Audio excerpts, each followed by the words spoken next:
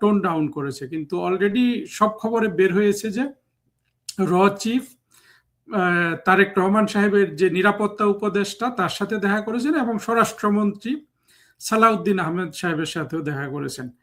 যথারীতি আশা মানে ধারণা করতে পারেন যে র চিফ আরো অন্যান্য মিলিটারি যেগুলো গোয়েন্দা আছে, ডিজিএফআই চিফ বা এই ধরনের আরো কিছু লোকজনের সাথে মিটিং করবেন, খুবই স্বাভাবিক।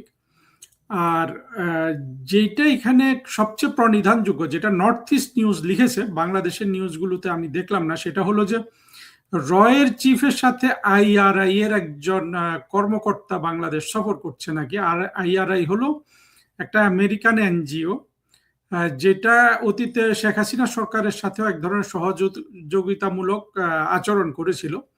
কিন্তু মূলত এই আমেরিকান এনজিও গুলো আমরা দেখেছি যে 2024-এর জঙ্গি উত্থানে সরাসরি শেখ হাসিনা সরকারের বিরুদ্ধে কাজ করেছে এবং আমেরিকান এনজিও বা আমেরিকান টাকা নিয়ে বাংলাদেশে যারা এনজিও চালায়, তৃতীয় মাত্রার জিল্লুর, ট্রান্সপারেন্সি ইন্টারন্যাশনালের ইফতেখারুজ্জামান, আবার আরেকজন আছে যে ওই যে সুজনের বদিউল আলম মজুমদার, এই লোকগুলো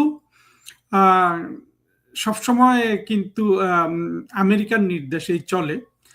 আর আমরা দেখেছি 2024-এ জঙ্গি উত্থানে এরা সবাই জঙ্গিদের সাথী হয়েছিল।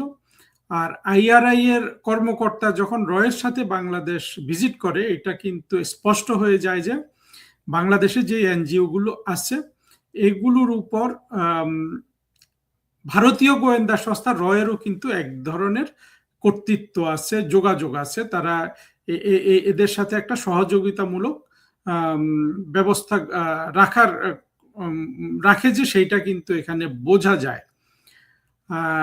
এইখান থেকে অনেকে যে জিনিসটা আমরা কিছু কিছু জায়গায় শুনি যে বাংলাদেশের জঙ্গি উত্থানকালে ভারত সরকার এক ধরনের নিরপেক্ষ ভূমিকা পালন করেছে, কিংবা জঙ্গিদের তথ্য বাংলাদেশ সরকারকে যথেষ্ট পরিমাণে সরবরাহ করেনি, এই জিনিসগুলো কিন্তু আমরা শুনি। সেটা কিন্তু এখন কিছুটা পেছনের দিকে তাকিয়ে আমার কাছে সত্য মনে হয় এই জন্য যে না হলে আইআরআই যেটা আমেরিকান এনজিও, যারা বা বলা যায় যে বাংলাদেশের এনজিও গুলোকে যারা পালে বা টাকা পয়সা দেয়, সেই ধরনের মানুষ কেন রয়ের প্রধানের সাথে বাংলাদেশ সফর করবে? যা হোক, রয়ের প্রধান পরাগ জৈনের খবর প্রকাশ্যে আসার পেছনে মূলত আসলে আমি যেটা বুঝি যে তারেক রহমান সরকার যে